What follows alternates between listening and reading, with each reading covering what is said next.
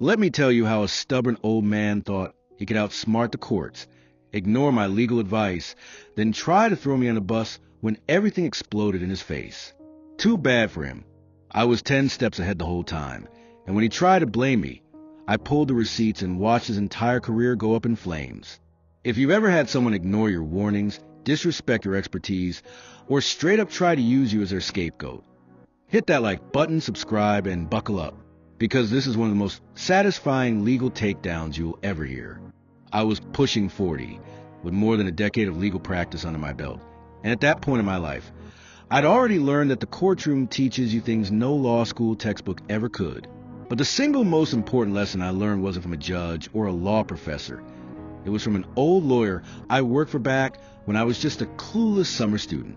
He told me, a lawyer has 3 duties: first to himself, second to the court, and last to the client.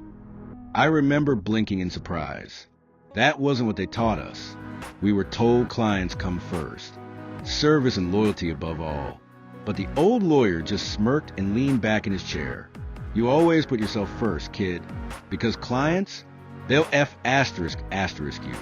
They'll throw you under the bus without thinking twice. Asterisk. At the time, I laughed. I thought he was just old and cynical.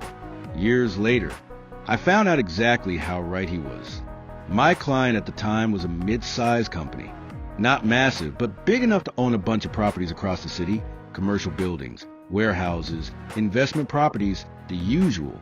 Then one day, one of those buildings burned to the ground. $1 million damage. Luckily, it was insured. Unluckily, the company put one man in charge of recovering that insurance money. His name was Frank. And Frank was one of those men. Late 50s, balding, wore cheap suits 2 sizes too big. The kind of guy who spoke with authority, even when he had no idea what he was talking about. And above all else, he absolutely despised paying legal fees. To Frank, I wasn't his legal advisor. I was an expense he wished didn't exist. Every time I sent him an email, he'd reply with one-sentence answers. Every time I suggested a legal move, he'd wave me off like I was some annoying salesman. He thought he could handle the entire insurance process by himself. No lawyers needed. After all, he got along great with the adjuster. At least, that's what he kept bragging about. I told him dozens of times, Frank, the insurer is going to screw you. But Frank wouldn't listen. Frank knew better. What killed me was I wasn't even supposed to know about the fire. He let it slip in passing one day. I practically had to beg him just to send me the proof of lost document, so I could make sure he hadn't already ruined everything. Shockingly, he hadn't. It was actually filed correctly. But that didn't make me feel better. It made me more terrified, because if he could barely fill out basic forms, how was he going to survive when the insurance company started playing hardball? And as expected, they did. They started delaying, asking for more paperwork, more documents, more explanations, stalling tactics. I called Frank. Frank, this is classic insurance strategy. They're delaying so the statute of limitations runs out. You need to sue them before the deadline. He groaned. No, I've got it under control. Don't waste your time. I get along great with the adjuster. She practically loves me. That's when I snapped. Frank, in 2 weeks, that limitation period expires. After that, they won't even take your calls. You will lose forever any chance of collecting. Let me file the claim. Now. He sighed like I was interrupting his nap. Sure. Whatever. I'll get to it. Don't bother me. Then he hung up. Fine. You don't want to listen? I'm not your babysitter. I sent him a warning email. Then another as the deadline approached. My final email said, you must sue. If not with me, pick any firm and file immediately. I'll be unreachable in trial. This is your last warning. He didn't reply, so I let it go. 2 weeks passed. No email. A month passed. Nothing. Another month. Silence. I thought maybe, just maybe, the idiot actually pulled it off until my phone rang. I picked up. Hey, remember that fire claim? It was Frank. I could hear the panic in his voice. I smiled. assuming he called to brag. So they paid out? Good for you, Frank. Guess I was wrong. Silence. Then, could you send me a copy of the claim we filed against him? I paused. Cold spread through my chest like ice water. What claim? I asked. He stuttered. You know, the one you filed.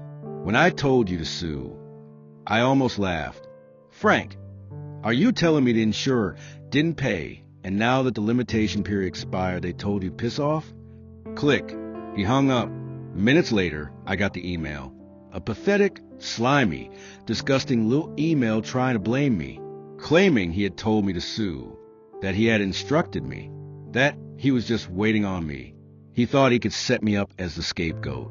He thought when his bosses found out he screwed up, he could just point at me and say, it wasn't my fault. The lawyer dropped the ball. Too bad for Frank. I remembered my old mentor's words. A lawyer must always protect himself first.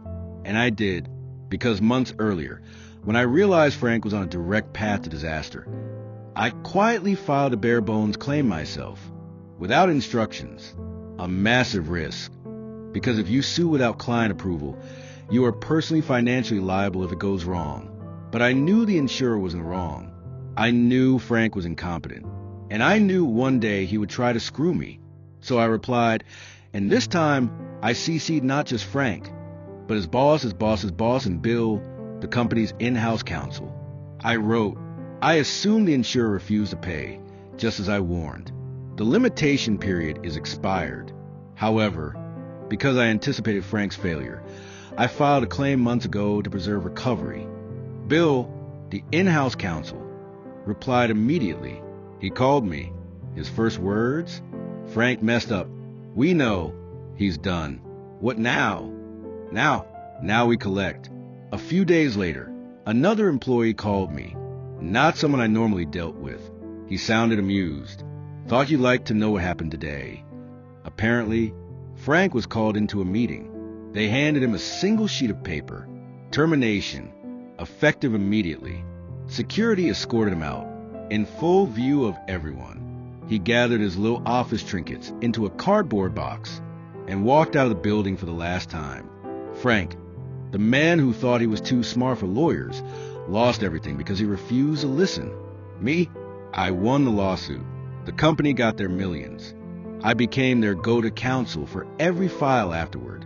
And every time I get drinks with young lawyers, I tell them, clients will try to throw you under the bus. So always install airbags first. At the end of the day, I didn't ruin Frank's life. He did that himself. All I did was refuse to let him drag me down with him. If that moment of karma gave you chills, smash that like button, subscribe, and tell me in the comments. Have you ever warned someone only to watch them crash and burn because they didn't listen? Because